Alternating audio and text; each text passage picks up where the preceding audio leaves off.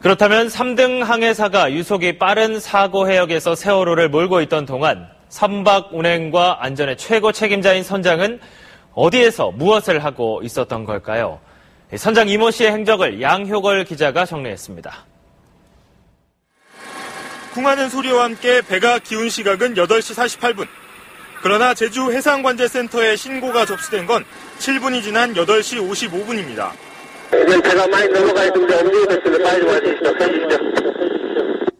1분 1초가 급한 상황이었지만 신속하게 지시를 내리고 상황을 통제하는 사람은 아무도 없었습니다. 5분 뒤 구명조끼를 착용하고 준비를 하라는 제주 관제센터의 대피 지시도 묵살됐습니다. 위급 상황에서 선장 이 씨가 조타실에 없었던 것으로 보입니다. 그때 이제 맡기고 진술인데 옷을 갈아입으러 갔다는 얘기도 있고. 세월호가 침몰해가는 그 순간 이 선장이 어디에 있었는지에 대해서는 누구도 확인해주지 않고 있습니다. 이후 1시간 동안 선내가 안전하다는 6차례의 안내방송만 나갔습니다.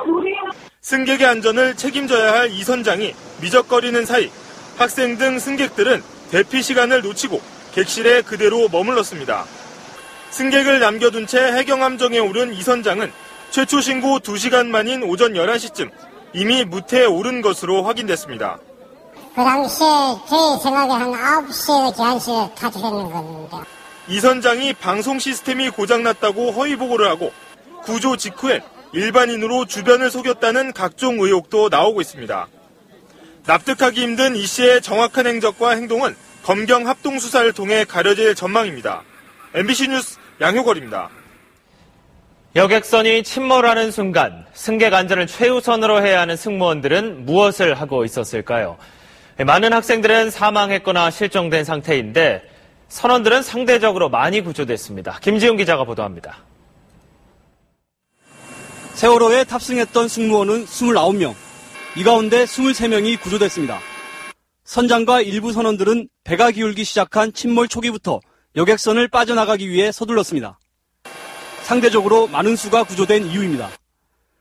기관실에서 근무 중이던 보조기관사 등 3명은 탈출하라는 기관장의 전화를 받고 배를 빠져나왔습니다.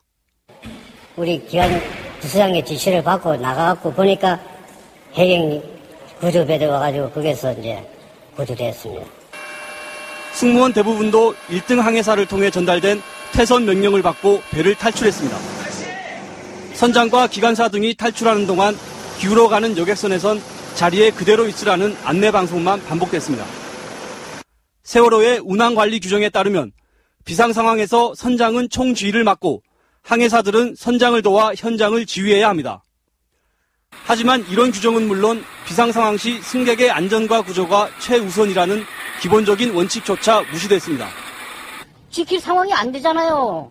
객실에 어떻게 합니까? 저희들이 하기 싫어서 못한 게 아니라 그 근처에 접근을 못했습니다. 세월호는 충분한 구명벌을 갖추고 있었지만 이를 활용해야 할 승무원들이 먼저 탈출하면서 무용지물이 됐습니다. 그 네 발을 당겨보지도 못했습니다. 하나 피하진 건 있었잖아요. 선원들이 한 것 같지는 않고 그건 모르겠습니다. 어떻게 된 건지. 하지만 모든 승무원들이 떠난 것은 아니었습니다.